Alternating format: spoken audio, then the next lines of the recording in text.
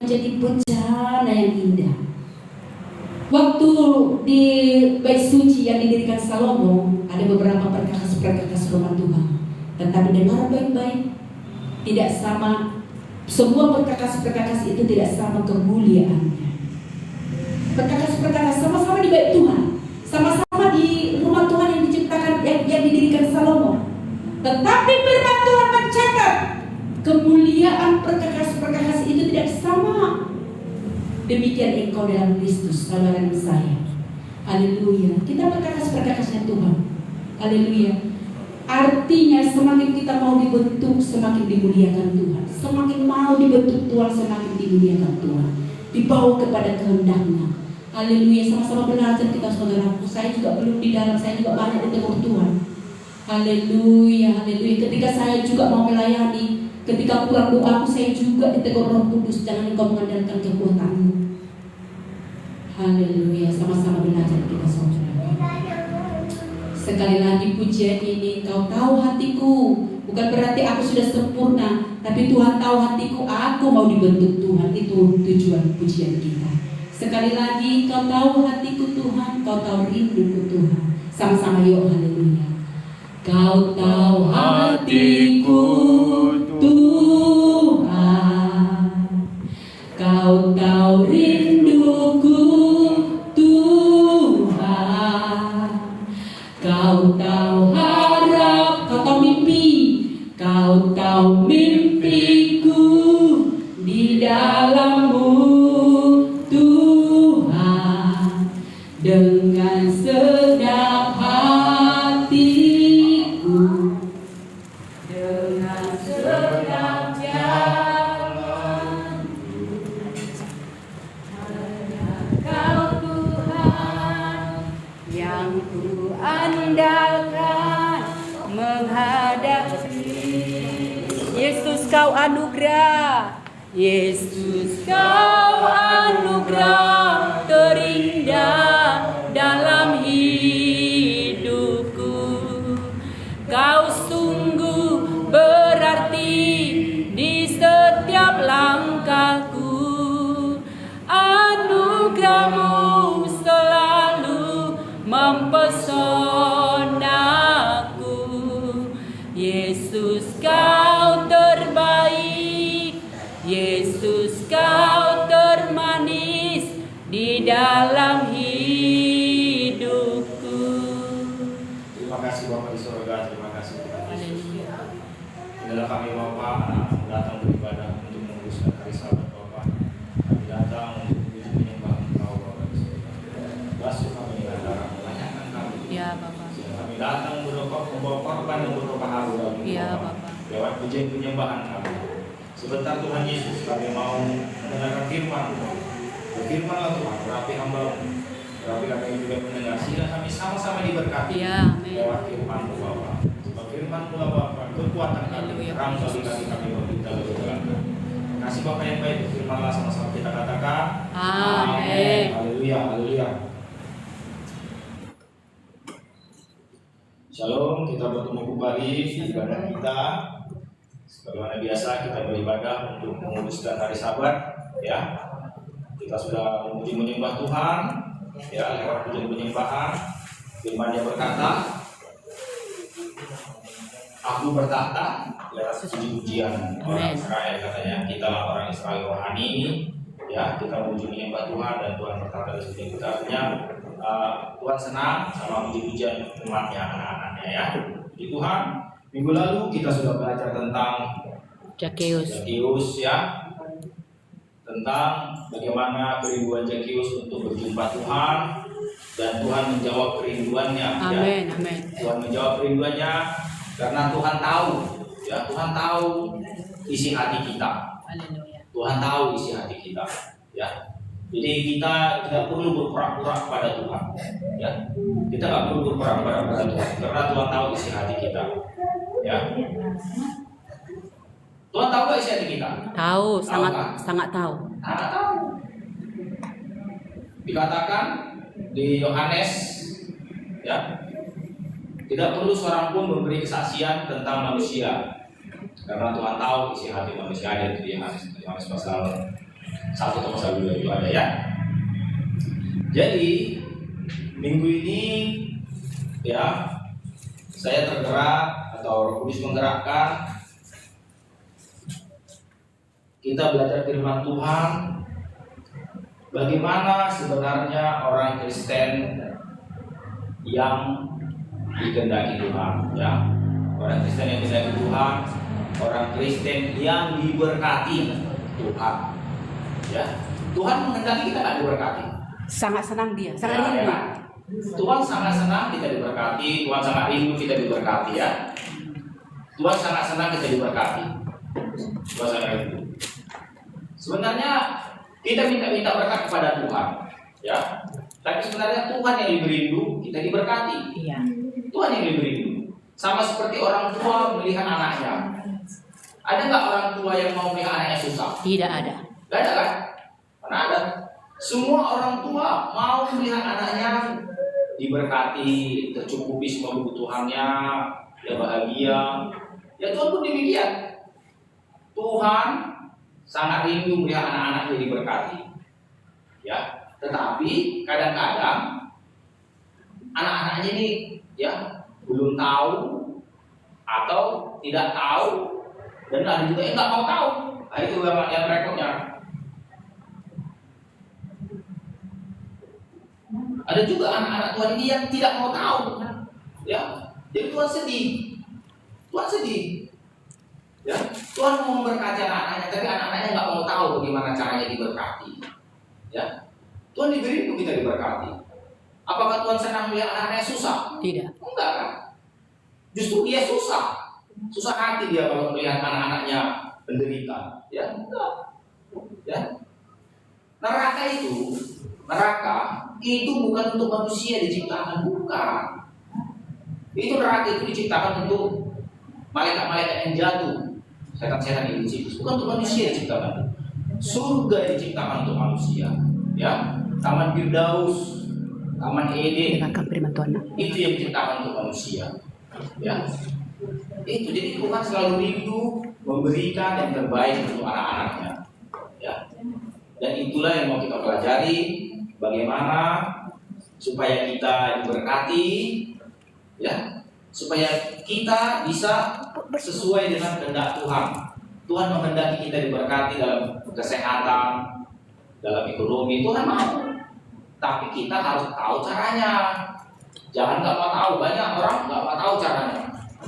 Ya, itu menjadi masalah, orang nggak mau tahu caranya.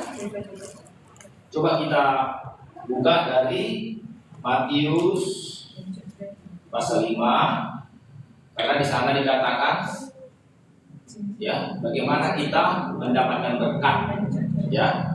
Matius pasal 5,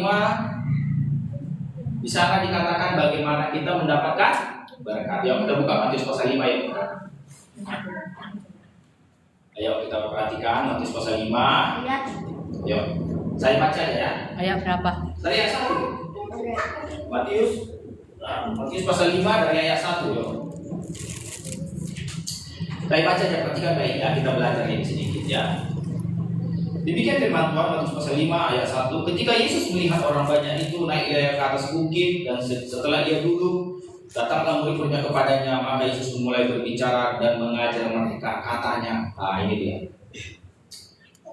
Inilah pertama kali Yesus berkhotbah di hadapan orang banyak. Sebelumnya dia hanya tampil untuk ya pribadi-pribadi. Iya, menyembuhkan orang. Kalau kita baca dari Matius pasal 1, pasal 2, pasal 3, pasal 4, ya, belum ada dia berkhotbah di hadapan banyak orang. Inilah pertama kali dia berkhotbah di hadapan banyak orang, ya, di atas bukit. Ketika orang berkumpul sudah ramai, ya. Karena dari pasal 1 sampai pasal 4 belum. Ya. Khotbah Yesus ini dari pasal 5 sampai pasal 7. Ya. Tapi kita bahas nanti mengenai berbahagia aja ya. Ya, saya baca ya, demikian firman Tuhan. Berbahagialah orang yang miskin di hadapan Tuhan, hadapan Allah, karena mereka yang mempunyai kerajaan sorga. Ya. Nanti kita baca satu persatu sampai ke ayat 12 ya. Itu nanti kita jelaskan sedikit ya. Terjemahan sebenarnya ya. Di sini kalau bahasa Indonesianya diterjemahkan di sini berbahagialah. Berbahagialah. Tapi kalau kita lihat dari terjemahan bahasa Inggrisnya, King James, di sana sebenarnya bless. Artinya apa bless? Berkat. Diberkati. Oh, diberkati lah. Iya. Itu sebenarnya. Makanya saya katakan tadi, banyak orang Kristen ingin diberkati, mau diberkati, suka diberkati, tapi nggak tahu caranya. Padahal Yesus pertama kali berkhotbah memberitahu bagaimana caranya kita diberkati. Di sini ada 8 atau 9 di sini caranya supaya diberkati. Ya. Kalau diberkati sudah pasti berbahagia. Ada di orang diberkati nggak berbahagia? Kalau waras pasti. Iya. Kalau orang diberkati pasti berbahagia. Cuman terjemahan bahasa Indonesia di sini langsung berbahagia lah. Tapi terjemahan bahasa Inggrisnya bless. Artinya diberkatilah. Ya, kenapa Tuhan membuka khotbahnya dengan kata diberkatilah, berbahagialah? Karena sebenarnya inilah kerinduan Tuhan yang paling besar kepada anak-anaknya. Ya. Inilah kerinduan Tuhan yang paling besar kepada anak-anaknya. Bagaimana semua anak-anak itu diberkati. Tidak ada yang susah, tidak ada yang sedih, ya, tidak ada yang suntuk, ya. Gak ada, bikin depresi gak ada. Anak-anaknya itu dia mau semuanya berbahagia, diberkati, bless. Kalau dibaca semua nanti dari ayat apa ya, semua bless bahasa Inggrisnya, diberkatilah. Saya ada dengar dari seorang ahli bahasa Ibrani. Arti diberkati sebenarnya kalau kita ditanya ya kan, apa arti diberkati? Bless, ya. Kalau di sini kata berbahagia, apa artinya? Kalau saya sekedar pengertian kita diberkati itu pengertian kita mendapat banyak uang. Iya kan, itu kan. Itu sebenarnya ya, banyak uang, kesehatan, ya semua itu pengertian sederhana. Tapi kemarin ada saya baca saya dengar, saya kan ada banyak mengikuti bantuan dari Mensos, cuman yang ahli dalam bahasa Ibrani, ya. Saya ada dengar dia berkatakan gini, arti diberkati dalam makna dalam bahasa Ibraninya sebenarnya dia menggenapi apa yang diinginkan Tuhan baginya. Itu arti diberkati. Ya, dia menggenapi apa yang diinginkan Tuhan baginya. Tuhan inginkan dia kaya, digenapinya itulah diberkati. Nah, itu artinya diberkati. Jadi diberkati itu bukan hanya dapat uang, bukan. Tuhan dia menggenapi ya apa yang diinginkan Tuhan dalam hidupnya. Jadi kita kan beda-beda. Apa kehendak Tuhan dalam kehidupan kita masing-masing kan beda-beda kan. Kalau kita berhasil menggenapi itulah diberkati. Ya. Sama pengertian ini berkat bertolak belakang artinya dengan dosa. Kalau dosa arti dalam bahasa Ibraninya meleset dari target. Ya, seperti panah. Kalau dipanah kan ada dia misalnya targetnya kan, ya dipanah. Jadi pengertian dosa yang sebenarnya dia itu meleset. Ya, meleset dari target. Ya. Tapi kalau berkat sebaliknya, kita mendapatkan sesuai target. Ya, sesuai apa yang dikehendaki Tuhan dalam hidup kita peroleh. Itu maksudnya. Contohnya begini. Tuhan mau seseorang ini menjadi donatur dalam suatu ibadah, dalam suatu persekutuan. Ya. Dan dia bisa mengerjakan itu. Dia diberkati. Dia berbahagia. Berbahagia. Tuhan menginginkan seseorang ini menjadi pengkhotbah dan bisa mengajarkan firman Tuhan dengan benar. Dikerjakannya itu, dia dapat berkat. Dia bahagia. Iya, berbahagia. Tuhan menginginkan seseorang ini memberitakan Injil. Dia mau mengerjakannya. Tuhan menginginkan seseorang ini membuka pelayanan. Dia mau mengerjakannya. Ya, Tuhan menginginkan seseorang ini menjadi ibu rumah tangga yang baik. Dia mau mengerjakannya. Menjadi suami yang baik. Dia mau mengerjakannya. Itunya berkat. kita mencapai, menggenapi apa yang Tuhan inginkan. Jadi kalau sudah tergenapi apa yang Tuhan inginkan, dengan otomatis mengalirlah. Mengalir dari surga itu. Sukacita, damai sejahtera, ya, kekayaan, hormat, kemuliaan, itu mengalir dengan sendirinya. Kenapa? Karena sudah sesuai apa yang dikehendaki Tuhan dalam hidup kita. Itu dia. Ya, supaya kita mengerti arti berkat itu. Ya, dari konteks bahasa Ibrani. Dan inilah yang mau disampaikan Tuhan Yesus dalam khotbahnya di bukit. Berbahagialah. Dikatakan di sini, kita baca dari ayat 3 ya. Nanti sampai ayat 12 kita bahas ya. Kita bahas agak cepat aja karena mengingat waktu ya. Dikatakan di sini, berbahagialah orang yang miskin di hadapan Tuhan, karena mereka lah yang mempunyai kerajaan surga ya. Arti miskin di sini kalau terjemahan bahasa Inggrisnya poor in the spirit, artinya miskin di dalam roh. Ya, bukan miskin di dalam ekonomi lain. Jangan kita salah paham. Makanya itu perlu kita mempelajarinya dalam bahasa aslinya, ya, supaya kita dapat paham lebih dalam. Ya. Kalau kita hanya baca bahasa ini, kita bisa salah paham. Dikira nanti miskin secara ekonomi. Bukan itu maksudnya. Tuhan Yesus datang bukan kita supaya tetap miskin dalam ekonomi. Firman Tuhan katakan di 2 Korintus itu, dia kaya rela jadi Miskin. supaya kita jadi Kaya. Iya, jadi jangan terbalik. Ya, bukan miskin maksudnya, tapi poor in the spirit kalau bahasa terjemahan bahasa Inggrisnya, miskin di dalam roh. Ya. Artinya begini. Miskin dalam roh itu artinya roh kita rindu. Sama seperti orang miskin rindu menjadi kaya. Jadi kalau miskin di dalam roh, rohnya rindu menjadi kaya. Ya, kaya di dalam roh. Ya. Jadi kalau dia merasa rohnya dia merasa kaya, berarti sombong. Tapi kalau miskin di dalam roh, dia rendah hati. Itu maksudnya. Ya, orang yang rendah hati. Jadi pengertian pertama di sini, berbahagialah orang yang miskin di hadapan Tuhan. Artinya orang yang rendah hati. Mencari Tuhan. Iya, orang yang mencari Tuhan. Ya, Firman Tuhan juga katakan lebih mudah unta masuk Lubang jarum. daripada Orang kaya. orang kaya. Kenapa? Kalau orang kaya itu identik dengan sombong. Ya, identik dengan sombong. Jadi kita jangan sombong, kita harus rendah hati. Karena mereka lah yang mempunyai kerajaan surga. Artinya jalan pertama untuk dekat kepada Tuhan rendah hati. Rendah hati mau mencari Tuhan. Ya. Tidak bisa orang datang jumpa kepada Tuhan kalau nggak mencari Tuhan, nggak bisa. Nggak bisa. Karena begini ya. Ada kesaksian saya baca, ada kesaksian ya. Nggak boleh percaya boleh tidak, tapi ini kesaksian. Karena yang penting rendah hati. Arti rendah hati itu mau mencari Tuhan. Ada kesaksian saya baca begini. Ada seorang anak Tuhan dibawa ke neraka. Ya. Ditunjukkan Tuhanlah orang di neraka. Jumpalah dengan dipertemukan dengan seorang dari agama lain, dari bukan agama Kristen, ditunjukkan.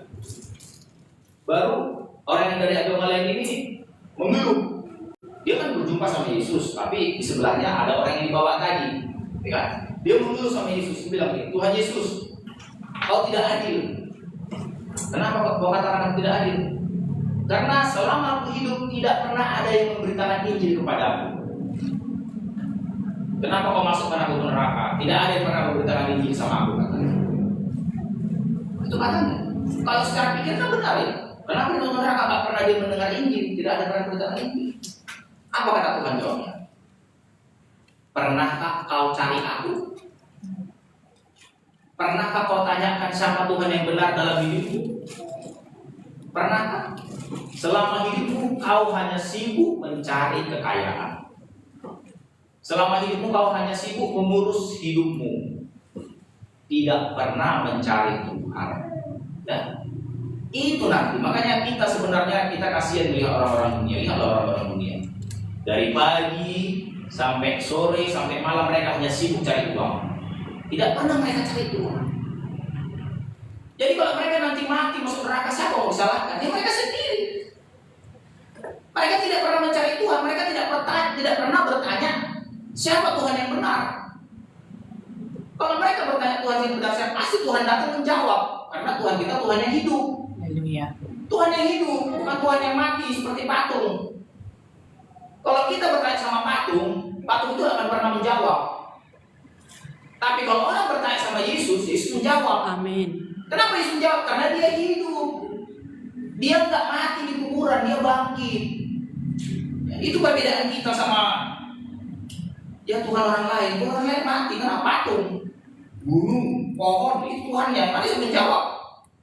Tuhan kita bangkit, dia hidup, dia bisa menjawab. Amin. Ya, saya sudah lihat orang-orang dunia berlalu lalang, terus berlalu lalang dari Senin sampai Minggu, Senin sampai Minggu terus. Bangun pagi, ada yang bangun jam 5 pagi, ada yang bangun jam 4 pagi, kerja sampai malam, ada kerja sampai jam 12 malam, terus hanya mencari uang, mencari kekayaan, kesusahan terus hidupnya. Tidak pernah mencari Tuhan, hanya mengumpulkan kekayaan.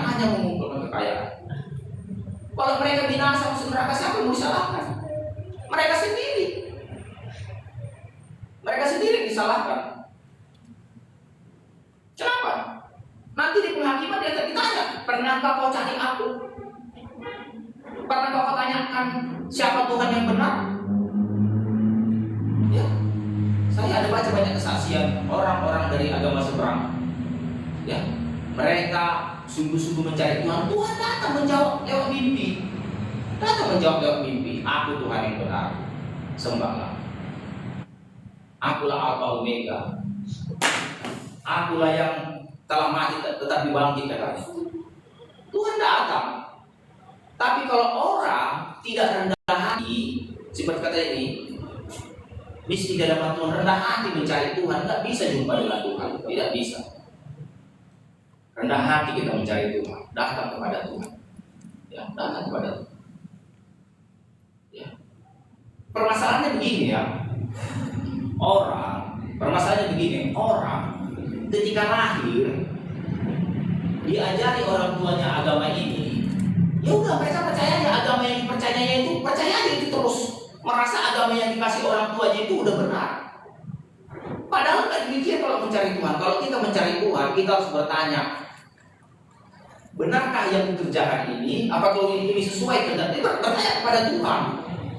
Ya, jadi jangan bilang orang-orang yang tidak mendengar Injil itu bisa selamat. Nggak bisa selamat. Selama mereka tidak mencari Tuhan, mereka tidak bisa selamat. Ada kesaksian saya baca, ya. Dia berdoa, Tuhan tolonglah Tuhan, aku ingin mengenal Tuhan yang benar. Berdoa dia. Suatu ketika Tuhan utus hamba Tuhan untuk menjumpai dia. Itu ada seorang yang mencari aku. Itu Tuhan dia menjumpai. Itu Tuhan. Haleluya. Di apa? Aku utus Tuhan untuk menjumpaimu di sini. Dikasih Tuhan alamatnya. Di sini alamat, di sini. Kenapa? Karena Tuhan bilang kau mau mencari dia. Ya. Kalau kita rindu, Tuhan pasti jawab. Amin. Tuhan pasti jawab. Ya. Di surga tidak ada orang yang sombong. Tidak ada orang yang sombong di surga. Jangan pikir di surga ada orang yang sombong. Tidak ada. Semua di surga itu orang yang rendah hati. Ya, tidak ada. Tidak ada. Jadi kalau sombong itu, sombong pertama itu artinya tidak mau merendahkan diri di hadapan Tuhan. Coba kita buka Yakobus pasal 4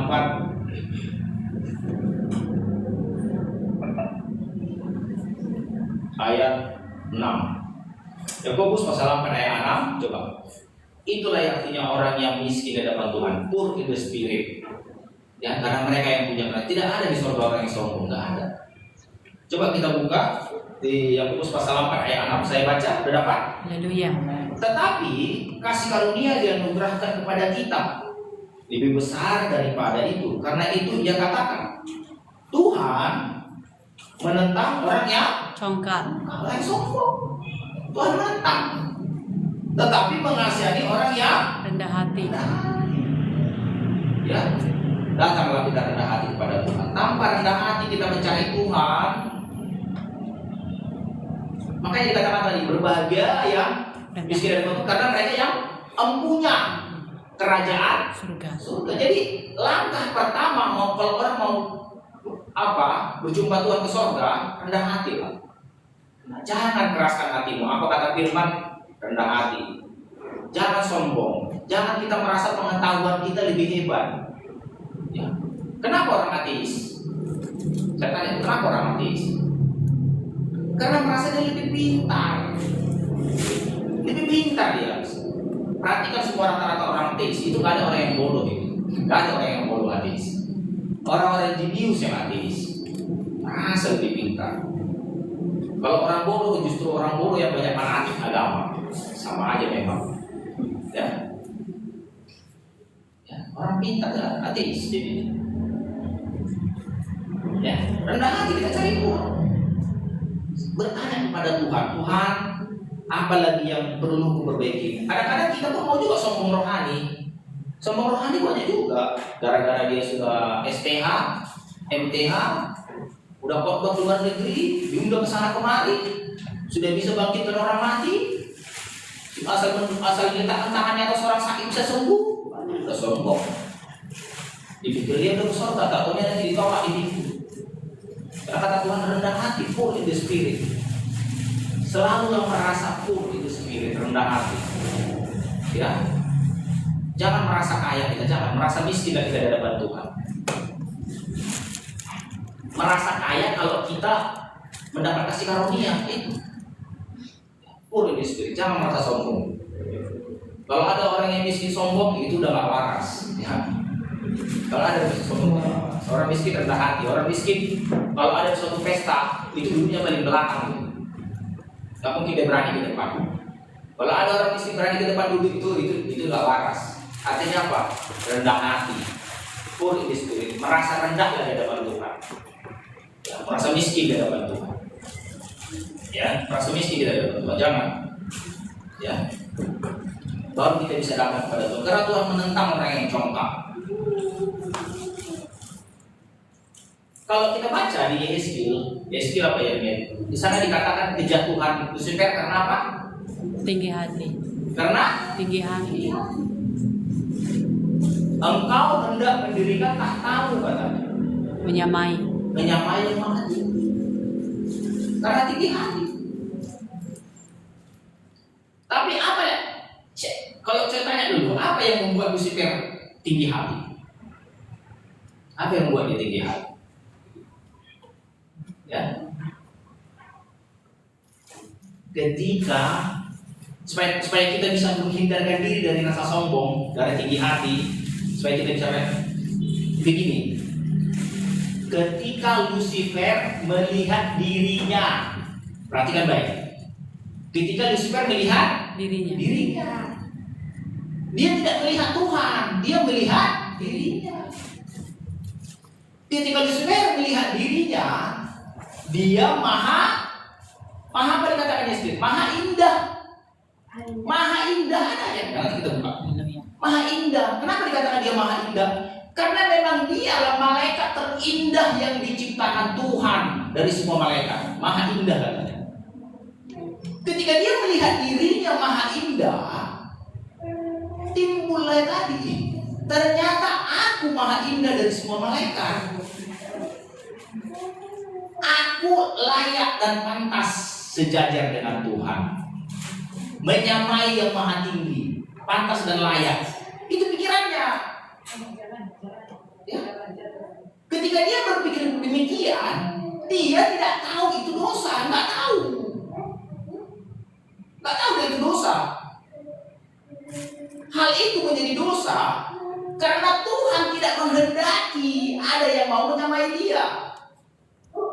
Ya, makanya dikatakan tadi Tuhan menentang yang congkak. Tuhan nggak mau ada orang yang coba menyamai dia, nggak ada.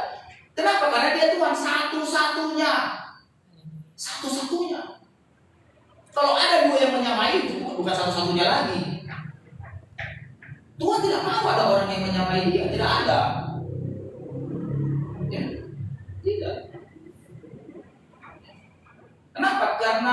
Lucifer melihat dirinya. Jadi kita pun demikian. Jangan lihat dirimu. Jangan lihat dirimu. Lihatlah Tuhan. Lihatlah kebaikannya. Lihat kasih-Nya. Lihat pengorbanannya. Lihatlah semua dari Tuhan. Kalau kau lihat dirimu nanti kau merasa bangga. Aku pintar. Aku cantik. Aku kaya. Aku, semua aku. Semua aku. Ya. Aku pintar. Ya, aku bisa. Bisa ini, bisa itu. Aku kaya, banyak ini, banyak ini. Sombong jadinya. Ya. Jangan lihat dirimu, lihatlah Tuhan. Lihat. Orang-orang yang ateis, orang-orang itu merasa pintar apa? Dia melihat ke dirinya. Tidak ada melihat Tuhan. Lihat dirinya semua.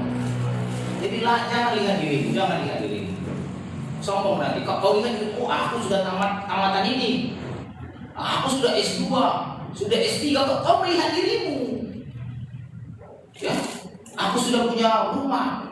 Rumahku banyak, mobilku banyak. Kau lihat terus dirimu, kau lihat terus dirimu. Kau terus membanggakan dirimu. Ya. Coba kau lihat Tuhan, kau rendah hati. Tuhan, aku pun bisa punya ini karenamu. Aku pun bisa sekolah karenamu. Aku pun bisa begini karenamu. Semua karena Tuhan. Karena Tuhan semua. Ketika kita merasa semua karena Tuhan, kita rendah hati. Makin timbul rasa syukur.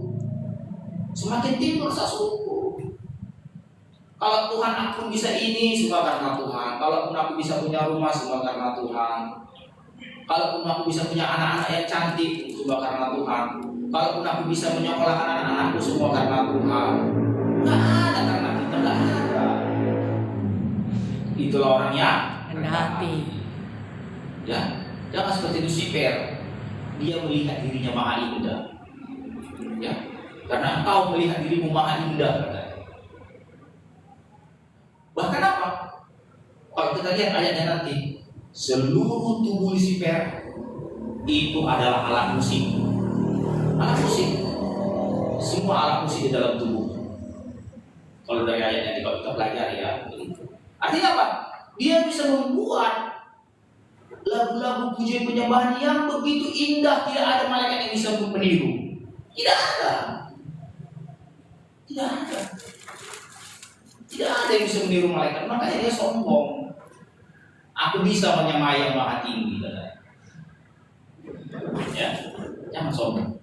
Makanya dia diusir dari surga. Diusir. Jadi di surga ada yang sombong. Jadi langkah pertama kalau kita mau diberkati, mau berbahagia, langkah pertama apa? Rendah hati.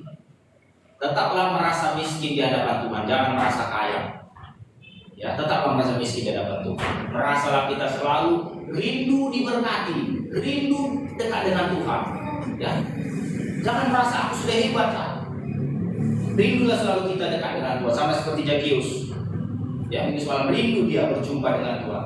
Orang yang rendah hati dan karena mereka layak mempunyai kerajaan surga. Itu yang pertama. Yang kedua dikatakan apa?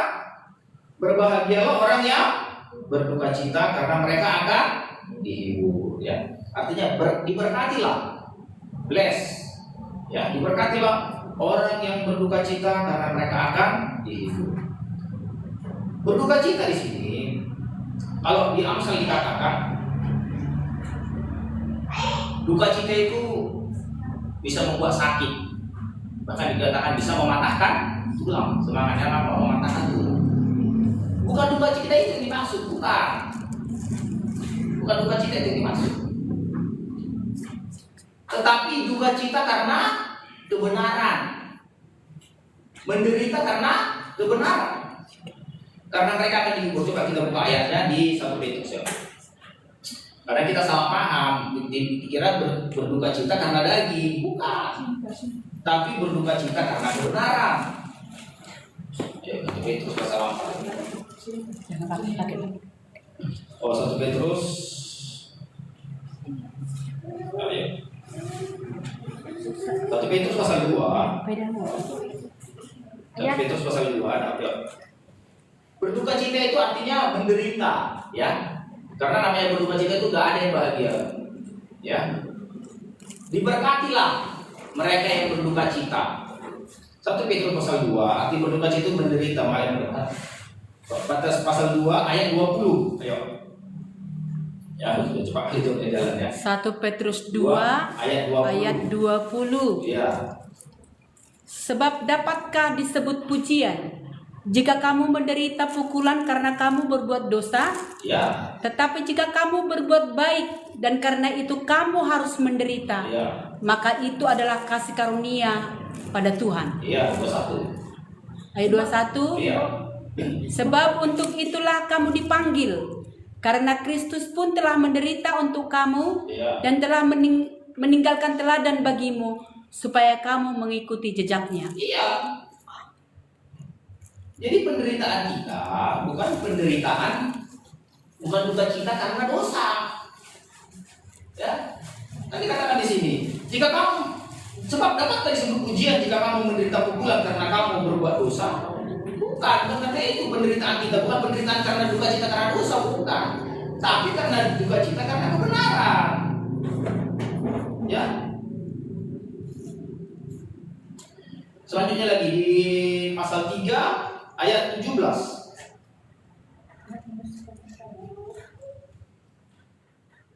Saya baca.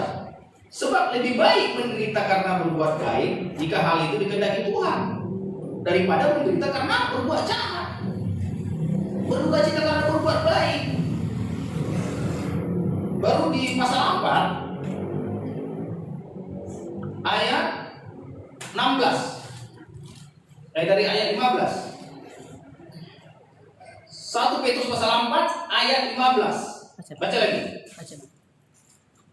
1 Petrus pasal 4 ayat 15. Itu lebih jelas. Baca 4 ayat 15. Iya. 4 ayat 15. Iya.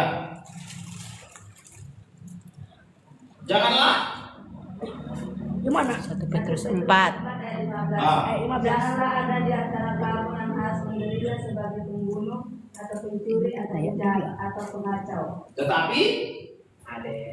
ayat 16. Tapi ia diderita sebagai orang Kristen, maka janganlah ia malu. Iya. Bahkan hendaklah ia memuliakan Tuhan dalam nama Kristus itu. Iya. Jadi kalau berduka cita pun kita, menderita pun kita, bukan karena kejahatan, bukan. Tapi penderitaan kita karena melakukan Kebenaran. kebenaran. Karena tetapi jika ia menderita sebagai orang Kristen, sebagai orang benar, janganlah ia malu. Karena dia mendapat kasih karunia, itu maksudnya. Jadi itu maksud tadi, berbahagialah yang berduka cita, ya, berbahagialah yang menderita. Diberkatilah. Diberkati. Jadi kalau berduka cita karena kita dihukum, ya kita jadi semakin makin lemah, ya. Karena mereka akan dihibur. Ada penghiburan dari Tuhan nanti. Kalau penghiburan dari Tuhan ini begini ya, Tuhan akan memberkati kita, ya, tidak sangka-sangka. Itu penghiburan dari Tuhan. Kejutan dari Kejutan. Kalau Tuhan menghibur kita, kejutan. Terhibur kita. Ya, terhibur. Terima kasih Tuhan. Ya, ada hal-hal kejutan dari Tuhan nanti. Walaupun kita mengalami penderitaan di bumi ini, ada duka cita mempertahankan kebenaran, tapi ada. Kita terima di bumi ini, bukan hanya di surga. Di surga kita terima udah pasti, tapi di bumi ini pun kita terima nanti. Ya, pasti kita terima. Jadi pertahankanlah kebenaran, ya. Ayat selanjutnya, berbahagialah, diberkatilah orang yang lemah lembut, karena mereka akan memiliki bumi. Nah, ini dia. Memiliki bumi ini maknanya agak apa ini? Agak luas. Kenapa begitu? Karena kita nggak mungkin memiliki bumi. Mana mungkin kita memiliki bumi, ya kan? Tuhan yang punya bumi, nggak mungkin. Ya. Tapi kalau dibilang mungkin memiliki tanah, ya bisa jadi kita bisa memiliki tanah, ya kan? Kalau memiliki tanah, ya memiliki bumi mana mungkin. Tapi kalau kita pelajari di Wahyu, ya, bahwa orang-orang benar akan berkuasa di bumi selama 1000 tahun. Iya, itu maksudnya. Berkuasa di bumi selama 1000 tahun. Ya, makanya dikatakan memiliki bumi. Ya, kita memiliki kuasa di bumi selama 1000 tahun. Ya, tapi itu menaik kerajaan sedang ada di Wahyu itu. Dikatakan berbahagia ialah ya lemah lembut. lembut. Kalau di Galatia lemah lembut itu dikatakan apa? Dua Boboro. roh. Ya. Artinya apa? Artinya tanpa Roh Kudus kita nggak bisa lemah lembut. Ya, tanpa Roh Kudus kita nggak bisa lemah lembut. Itu buah roh. Tanpa Roh Kudus kita nggak bisa lemah lembut. Dikatakan di Keluaran berapa itu? Adapun Musa dialah orang yang paling lemah Lembut di bumi. paling lemah lembut di bumi. Adapun Musa itu. Sampai ingat ayatnya bisa nanti dibukakan. Adapun Musa dia orang yang paling lemah lembut di bumi. Ya. Pertanyaannya kenapa bisa Musa lemah lembut? Ya. Karena dia memiliki roh yang besar. Roh yang besar, Roh Kudus yang besar. Saking besarnya roh dalam dirinya itu bisa dibagi ke 70 orang. Bilangan 12 ayat 3. Bilangan 12 ayat, bacakan aja. Bilangan 12 ayat 3. Adapun Musa ialah seorang yang sangat lembut hatinya, lebih dari setiap manusia yang di atas muka bumi. Apa ya guys? Kok bisa begitu si Musa ini? Karena dia ada Roh Kudus. Bahkan di ayat yang dikatakan roh yang daripada Musa bisa dibagikan kepada 70 tua-tua. Karena dia mau dibentuk Tuhan. Iya. Roh. Jadi kalau mau lemah lembut, perbesarlah persekutuanmu dengan Roh Kudus. Perbanyak persekutuanmu dengan Roh Kudus. Saya dulu pemarah juga orangnya. Tapi tak kenapa saya sekarang susah marah. Ya susah saya marah. Kalau anak saya mungkin agak apa, susah saya marah. Haleluya. Bahkan saya bilang biarlah mamanya aja yang marah, aku nggak mau marah lagi gitu ya. Ya, lemah lembut. Haleluya. Ya, banyak bersekutu kita dengan Roh Kudus, banyak bersekutu. Tapi walaupun aku susah marah, mungkin masih susah marah sama anakku sendiri. Kalau sama orang lain masih mudah marah kan gitu ya. Jadi beda-beda versi. Ya. Jadi begitu juga kalau kita semakin dekat dengan Roh Kudus, nanti kita jadi susah marah sama anakmu, susah marah sama suamimu, susah marah sama istrimu, susah marah. Yang lebih dulu sama orang-orang satu rumah dulu lah. Haleluya. Ya. Kalau untuk keluar itu nantilah. Tapi kalau semakin dekat dengan Tuhan dengan Roh Kudus kita akan semakin susah marah. Semakin susah kita marah. Ya. Semakin susah tersinggung. Kalau orang masih mudah tersinggung, sama itu. Masalahnya yang tersinggung itu disimpan dalam hati. Kalau yang marah langsung diucapkan. Ada orang yang mudah tersinggung. Ya, ada orang yang mudah gara-gara nggak disapa tersinggung dia. Ada itu pernah ada cerita orang. Lewat Cianjur katanya. Ditengoknya aku di situ tapi nggak disapanya aku, tersinggung dia. Padahal yang tadi lagi menghayal, nggak ditengoknya, cuma ada satu merasa ditengok, ya kan? Merasa dilihat, jadi tersinggunglah dia. Jangan mudah tersinggung. Disampaikan firman yang disampaikan, nggak tahu menembak siapa, tapi tersinggung dia. Ya, maksudnya yang menyampaikan bukan ada mau menyinggung, jangan mudah tersinggung. Banyak orang gara-gara tersinggung langsung pindah gereja. Ada kayak gitu. Tersinggung sih pindah gereja, tersinggung lagi terus pindah dia terus pindah terus. Nah, ya 1 tahun 10 kali pindah. Kenapa? Karena udah tersinggung. Ya jangan udah tersinggung. Ya kalau orang udah tersinggung itu sama dengan masih mudah marah, belum lemah lembut. Kalau orang lemah lembut enggak mudah tersinggung. Lemah lembut itu dianggap apa? Diumpamakan seperti air. Ada lagunya itu Pak. Ya seperti air. Kenapa diumpamakan seperti air orang lemah lembut? Kenapa diumpamakan seperti air? Mengalir ke tempat yang lebih rendah. Satu, lemah lembut itu. Coba pukuli air itu. Pukulilah air itu terus. Berubah gak bentuknya? Tidak. Pukuli terus. Mengamuk lah, bikin parang ke air itu bikin. Parang apa sama? Berubah gak bentuk air itu? Tidak. Enggak kan? Tetap dia tenang gitu kan. Kalau kita pukul pun dia mau apa? memercik apa? Mercik. Memercik dia. Tapi itu kan tenang. Kayak gitu orang yang lemah lembut seperti air. Dimaki-maki orang pun, dihina pun, dia tetap tenang. Sama seperti Yesus ketika dibawa ke pembantaian ke Golgota. Ya, dia mana ada marah.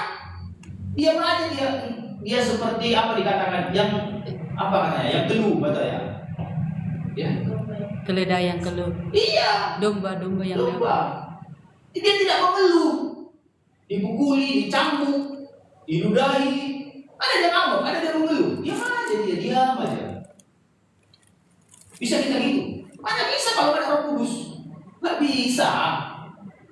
Ya, mana bisa kita begitu? Tampar pipi kanan, kasih pipi kiri, kan mana bisa? Nggak bisa. Harus dekat dengan Roh Kudus. Tidak sebentar, tidak seperti membalikkan telapak tangan, enggak sebentar. Itu proses yang lama, 10 tahun, 20 tahun. Saya sudah ikut Tuhan beberapa tahun.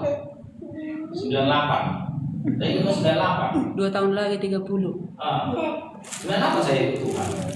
Tapi perubahan kelembutan saya masih sedikit. Bayangkan ikut Tuhan udah sampai 50 tahun, enggak berubah lembutnya. Mana itu? Hingga Anas. Nah, coba hitung dulu beberapa tahun ikut Tuhan kita. Ada bertambah lembut? Ada bertambah lembut kan? Ya, kalau menurut waktu lembut dari dulu memang. Ada memang orang-orang yang lembut bawaan akhir ya. Ada ya. Tapi kalau kata firman Tuhan, berbahagialah ya Lemah lembut. karena mereka lah ya Memiliki bumi. memerintah bersama Tuhan di 1000 tahun damai. Apa kata firman Tuhan Efesus pasal 4? Kita buka ayatnya sudah tahu? Bacakan aja. Saya bacakan aja ya. Dikatakan di sana, jika engkau marah, janganlah sampai matahari terbenam sebelum padam amarahmu. Itu dihafal. Efesus pasal 4. Jika engkau marah, janganlah sampai terbenam matahari amarahmu belum padam. Ya, tinggalkanlah amarahmu, jangan lagi ada sakit hati. Itulah orangnya lemah lembut. Ya, kita lanjutkan lagi. Di ayat 6, berbahagialah atau diberkatilah orang yang lapar dan haus akan kebenaran, karena mereka akan dipuaskan. Ya, inilah saya katakan tadi, orang yang mencari Tuhan, orang yang mencari kebenaran. Kalau orang nggak mencari kebenaran, ya merasa pintar. Kalau orang nggak cari kebenaran, merasa pintar. Ya, ini masih apa ini? Kita ambil satu contoh. Di Alkitab ini tidak ada tertulis jangan merokok, nggak ada. Bolak-balik kau cari Alkitab ini dari Kejadian sampai Wahyu, nggak akan kau jumpa itu ayat ini. Jangan merokok, nggak ada kau jumpa. Ya, nggak ada. Tapi kalau kita nggak cari kebenaran, dikatakan berbahagia mereka yang mencari, yang lapar dan haus akan kebenaran. Kalau nggak kita cari kebenaran tentang rokok itu, kita akan merasa rokok itu tetap benar.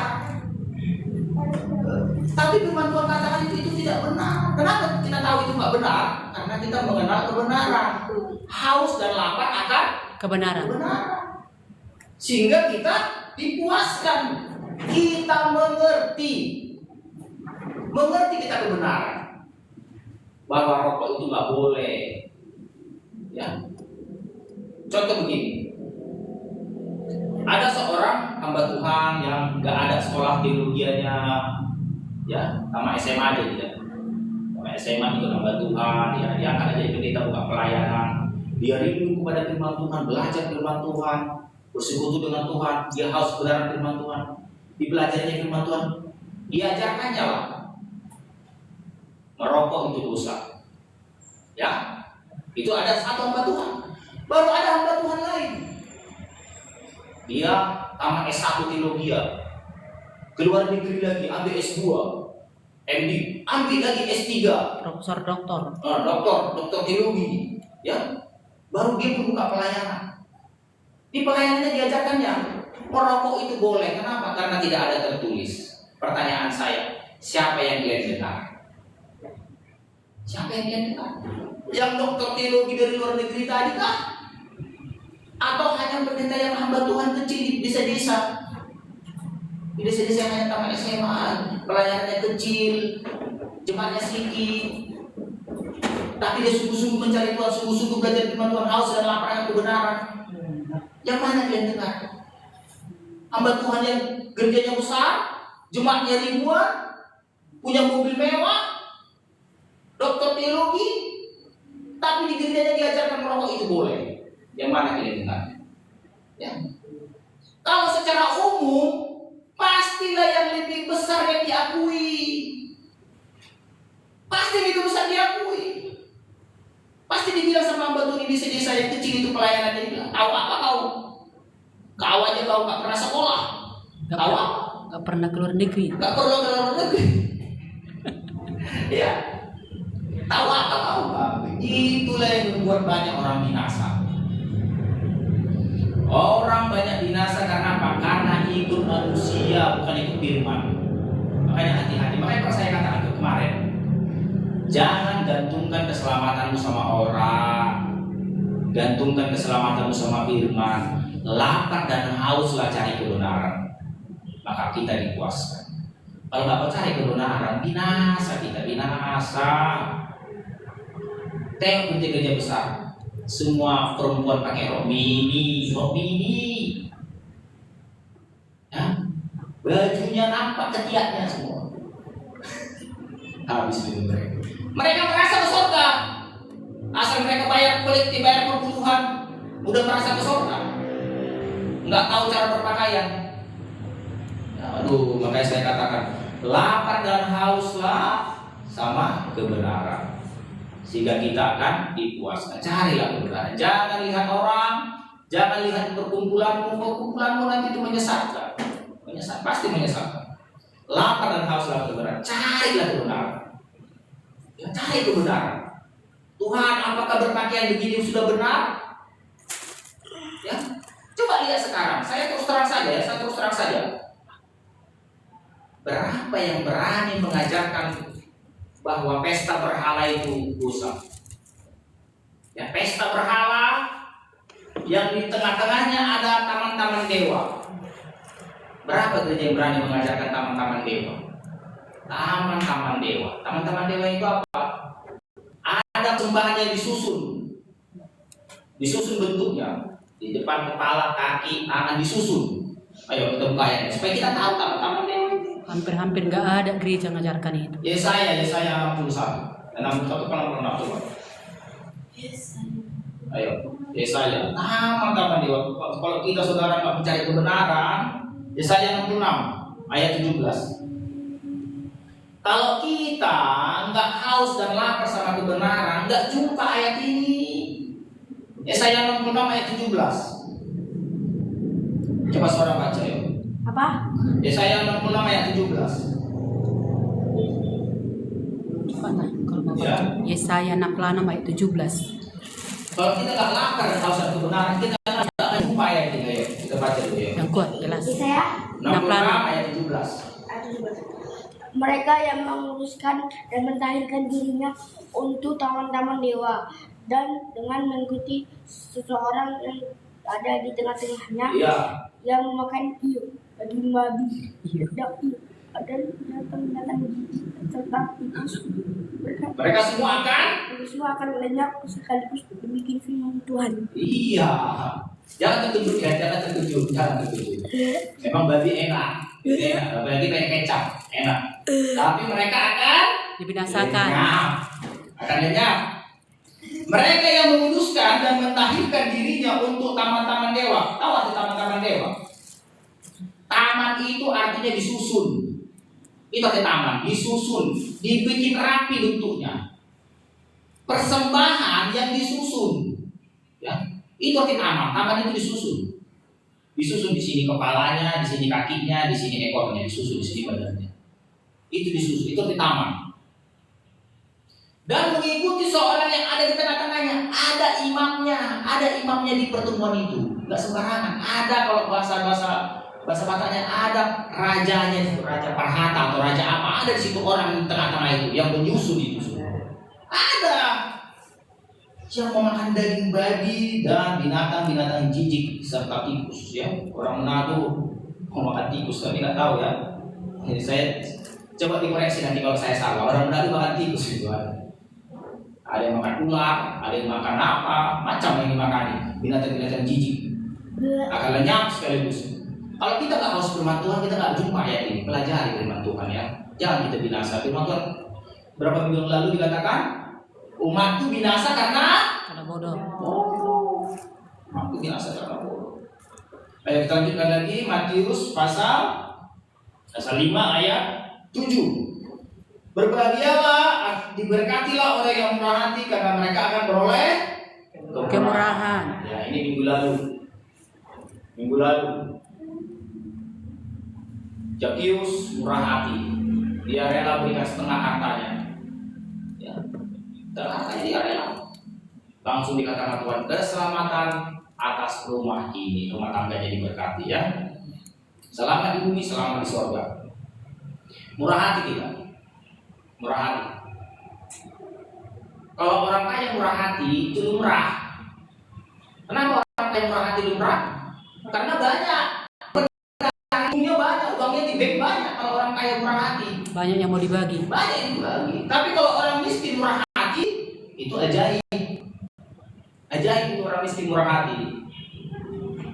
Ya, artinya apa? Belajarlah kita memberi. Belajar kita memberi.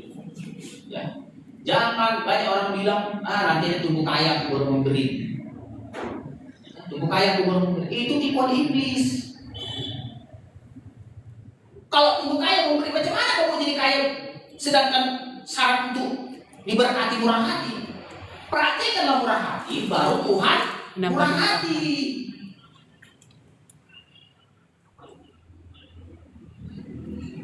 Ya. Begini masalah murah hatinya. Berbahagialah orang yang murah hati karena mereka akan beroleh kemurahan. Tahu arti kemurahan?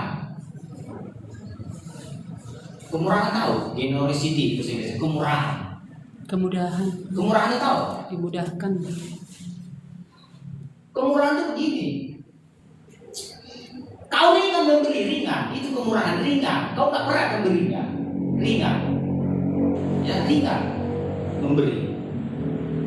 Cuma mencontohkan ini. Kalau kapan kita pernah ringan memberi? Coba ingat-ingat. Pernah kita ringan memberi sama orang? Enggak, kita nggak bergumul memberinya ringan.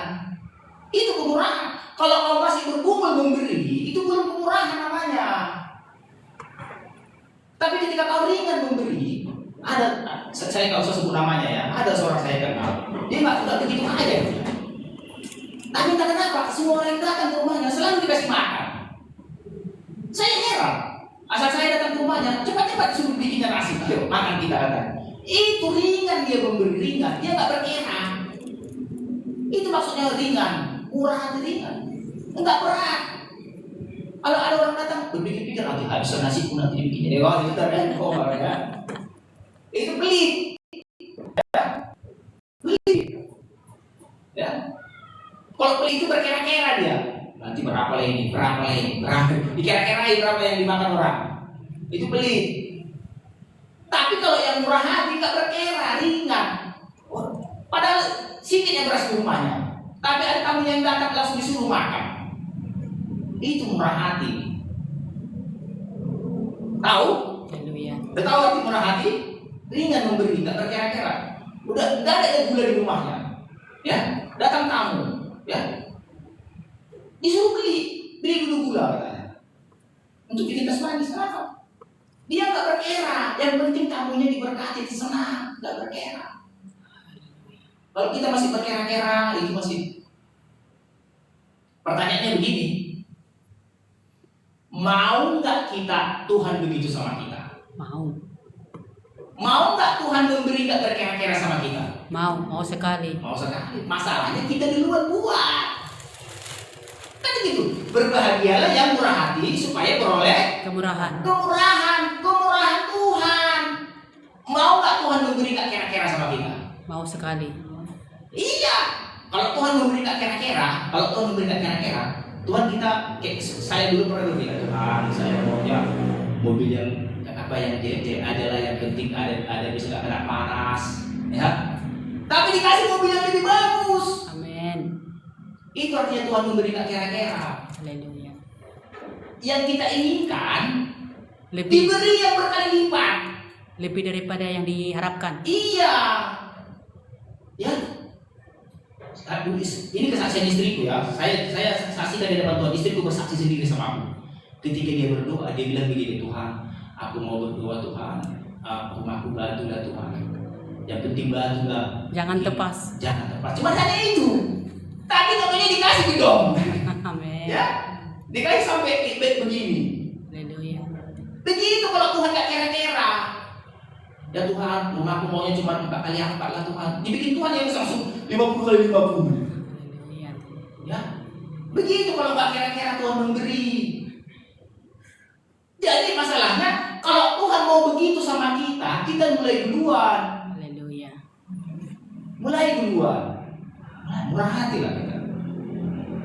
Jika firman Tuhan katakan, apa yang diukurkan kepadamu Akan digurkan. akan diukurkan. Apa yang kau beri, apa yang kau ukurkan akan diukurkan kembali kepadamu. Akan dipadatkan katanya. Akan dipadatkan, digoncang lagi. Digoncang Tuhan lagi. Supaya berlimpah-limpah.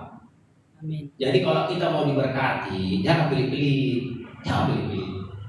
Berbahagialah ya, Murah hati. murah hati supaya Tuhan juga. Murah hati. Iya. Banyak orang nggak tahu rahasia ini, nggak tahu. Amin. Dipikir dia kalau semakin hemat aku, semakin pelit aku, makin banyak aku kumpul di bank. Ada orang kayak gitu. Ada film saya lihat di film kan. Berhemat nih, berhemat, terus lagi berhemat. Lu banyak uang di bank, katakan uang di bank katanya 10 miliar. Ada film Korea, bisa ada di Google, coba gitu, ada di YouTube.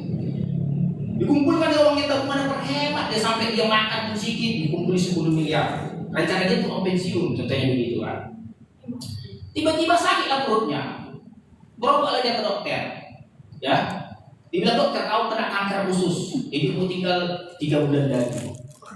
Suntuklah dia, uang udah 10 miliar, hidupku 3 bulan lagi, ya kan?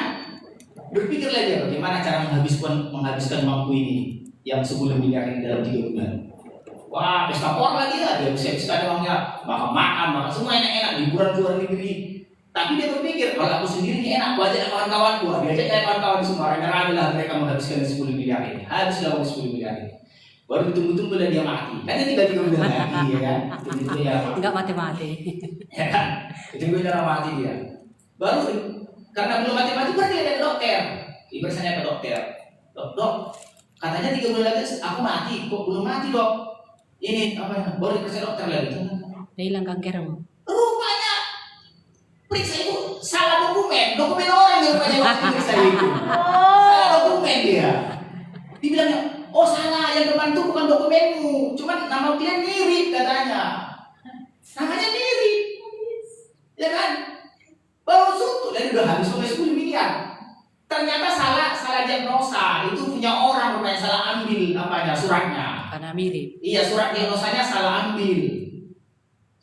Ada miliknya, saya lucu juga ada miliknya. Jadi ketika dibacanya itu ternyata memang dia sehat ya rupanya. Tapi udah sehat, udah habis. Jadi apa artinya?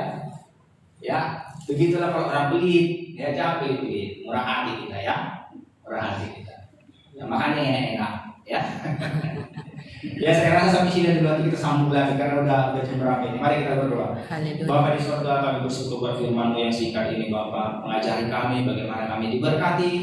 Sebab Engkau lebih menghendaki kami diberkati, Bapa. Berbahagialah, diberkatilah. Terima kasih Bapa yang baik, sama-sama kita katakan Amin.